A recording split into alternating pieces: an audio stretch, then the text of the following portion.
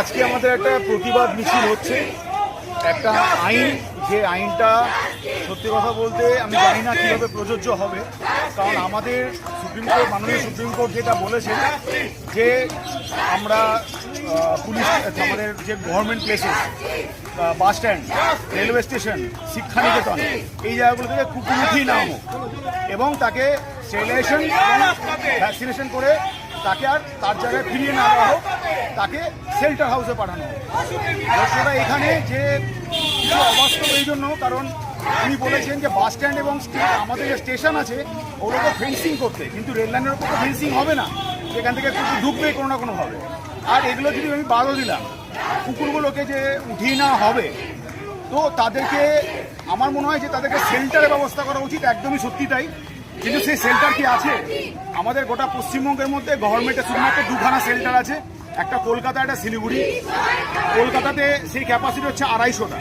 তো আমাদের এতগুলো ইনস্টিটিউশন আছে, এতগুলো হসপিটাল আছে, এত জায়গা আছে, সেই জায়গাগুলোকে উঠিয়ে নেওয়ার পর কোথায় তাদেরকে রাখা হবে? তাদেরকে যদি রিলোকেট করে দেওয়া হয় কোনো গ্রামগঞ্জে, তারা খাওয়ার খোঁজে গ্রামগঞ্জে ঢুকবে, সেখানকার লোকগুলোকে বিরক্ত করবে, আবার বাইরের সংখ্যাটা বাড়বে। তো আমার মনে হয় এটা একটা প্রবলেম। সেকেন্ড প্রবলেম, যেহেতু শেল্টার নেই, সেটাকে কনস্ট্রাকশন করা উচিত, একটা সুস্থ পরিকাঠামো তৈরি করা উচিত। আমরা নিজেই বার্ড কন্ট্রোলের উপর প্রচণ্ড জোর দিই, কিন্তু আমাদের এখানে পরিকাঠামোটা নেই যে বার্ড কন্ট্রোল করা হবে। প্রাইভেটলি করা হচ্ছে, হসপিটালে কিছু কিছু সময় করা হয়, কিন্তু এটা সাফিসিয়েন্ট না। 20 বছর থেকে এবিসি রুল তৈরি হয়েছে, কিন্তু সেটা ইমপ্লিমেন্টেড হয়নি।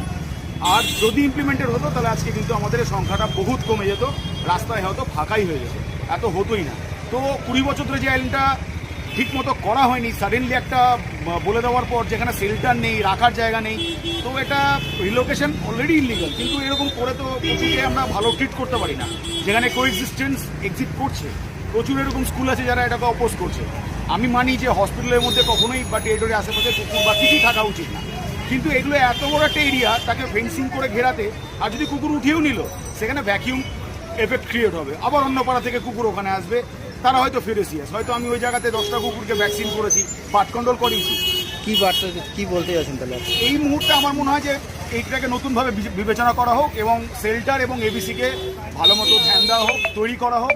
আমরা সবাই একসাথে থাকবো, একসাথে সেই জায়গাতে আমরা চেষ্টা করব যে সরকার যেটা আমাদেরকে বলছে সেটাকে মেনে এবং হিউম্যান ওয়েতে যেন সেটা করতে পারে। আপনার নাম? আমার নাম স্বরূপ Chatterjee, Malda animal care founder.